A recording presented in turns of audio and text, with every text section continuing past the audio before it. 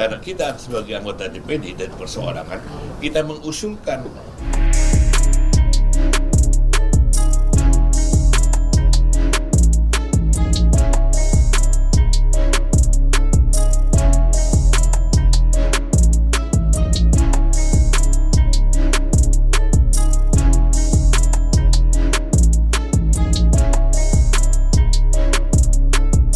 kita ini punya Pancasila. Yang keempat itu jelas, kerakyatan yang dipimpin oleh hikmat kebijaksanaan dalam permusyawaratan perwakilan MPR. Jadi tidak melibatkan rakyat. Rakyat sudah menyerahkan kepada MPR, dia memilih anggota DPR yang pileg. Tapi sekarang ini, karena kita sebagai anggota DPD dan perseorangan, kita mengusulkan. Jadi kita punya proposal bahwa DPD pada tanggal 14 Juli 2023 telah memutuskan untuk kita mengajukan 5 proposal yang tadi saya bacakan itu. Nah, salah satunya itu. Jadi kita sudah waktunya ini mengembalikan pemilihan presiden itu di MPR supaya tidak melibatkan yang rakyat yang dulu pemikirannya Pak Prof. Amin tidak bisa dibeli, ternyata mudah sekali dibeli. Tapi akhirnya bagaimana? Nah, ini yang harus kita luruskan. Tapi berarti apakah pengembalian mandat pemilihan presiden dari tadinya rakyat kemudian ke MPR kembali lagi itu tidak mengembalikan memori masa lalu begitu ya, Bang? Soal jangan kita kemunduran demokrasi, Bang. Kita belum demokrasi, jangan kita beranggapan bahwa itu satu mundur demokrasi. Tidak. Pada zaman dulu itu yang namanya Orde Lama dan Orde Baru itu belum menjalankan demokrasi. Dan sekarang ini baru kita mau jalankan. Ya.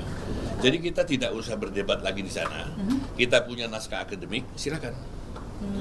Silakan sidang istimewa, silakan nanti kita bersama-sama anggota DPD adalah juga anggota MPR, dia juga punya usulan seperti itu. Berarti langkah selanjutnya apa ya, Bang? Selain tadi sudah mengajukan proposal, apakah nanti langkah selanjutnya kita menuntut sidang istimewa yang kita akan laksanakan setelah presiden terpilih Pak Prabowo Subianto dilantik. Bang, sedikit lagi. Kalaupun misalnya memang nanti MPR dikembalikan begitu punya mandat untuk memilih presiden, apakah memang nanti akan ada pengawasan atau tambahan aturan yang DPD ingin ajukan supaya tidak terjadi lagi begitu, Bang? Nah, ya itu salah satunya itu. Kita ingin membuat bahwa DPD punya hak juga untuk membuat undang-undang. Ini ada proposal, 5 proposal. Ini silakan dibacakan, ya. Jadi begini,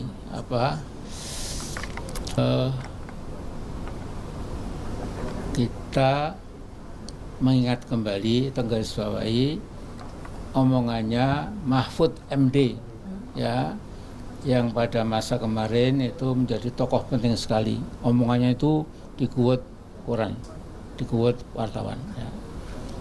Nah, saya masih ingat, ya, ini Mahfud MD mengatakan bahwa karena pemilihan gubernur, wali kota dan bupati itu langsung ke masyarakat, ke rakyat, maka 90% calon kepala daerah itu, calon gubernur atau wali kota atau bupati, 90% itu dibiayai oleh cukong, istilah dia cukong, ya. Tidak ada Taipan, nggak ada, mafia nggak ada, tapi dia menggunakan cukong. Ya. Kalau saya itu 3 mafia, Taipan, cukong itu gerombolan anti demokrasi.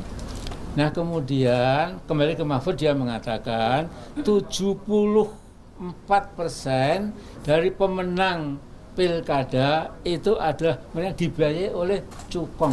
Ya, yang bilang Mahfud itu, ya, dan saya setuju. Jadi Mahfud dalam hal ini jujur, lumayan, ya.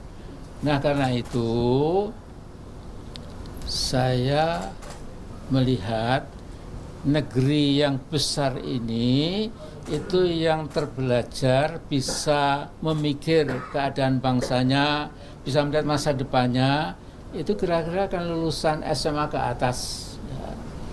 Nah, padahal bagian terbesar bangsa ini itu yang paling banyak itu lulusan SD dan maksimal SMP. Bahkan yang nggak sekolah ada 9% kalau tidak salah. Nah kita bayangkan kalau bangsa kita cinta ini di lapisan bawah yang banyak ini belum cukup terpelajar, itu namanya gampang dibelak-belokkan, apalagi dibeli dengan ya segepok rupiah lah itu. Nah jadi ada mengatakan pengamat Sontoloyo, saya lupa namanya, itu Amin Rais sindrom, berlari ke belakang, sudah bagus-bagus, mengapa MPR lagi yang memilih yang Sontoloyo dia, ya. Dia sekolah aja nggak lulus, dikirim jauh-jauh ke Amerika, nggak lulus, namanya saya lupa Fulan, ya. Nah ini yang ngomongnya ngawur, ya. Bukan berarti ke belakang itu lantas tidak lebih maju gitu. Kalau ke belakang berarti kita menyadari ya ini memang kita salah, kembali ke tuntunan yang sebelumnya, ya. Nah, bahkan kalau anda mengetahui literatur keagamaan Islam itu, yang namanya benar itu adalah rujuk, ya, kembali ke Quran dan Sunnah. Ketika umat Islam sudah mulai teledor, sudah mulai mencampur biar agama dengan pikiran manusia yang kadang-kadang berbeda dan lain-lain, maka ajakan ulama itu kembali ke asal muasal, ya. Dan dalam bentuk yang lebih ringan, berbangsa bernegara.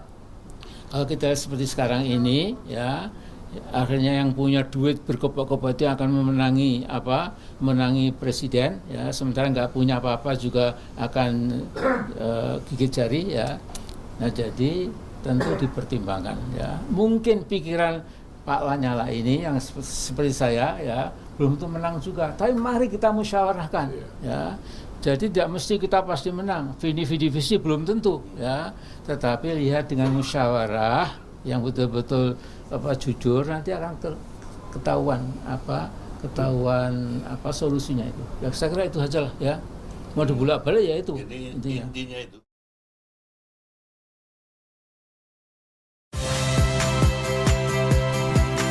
Saya Tifa Solesa.